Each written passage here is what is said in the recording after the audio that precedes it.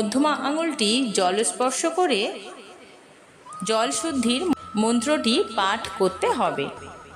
ওম গঙ্গে চ যমুনে চৈব গোদাবরী সরস্বতী নর্মদে সিন্ধু কাবেরী জলে অস্মিন সন্নিধিম কুরু।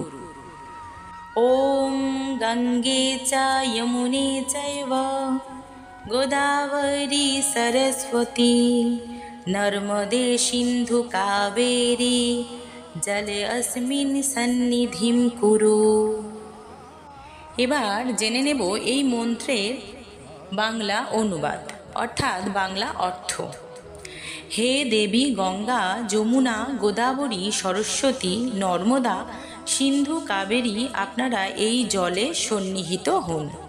এইভাবে জল শুদ্ধি হয়ে যাওয়ার পর এবার আমি আচমন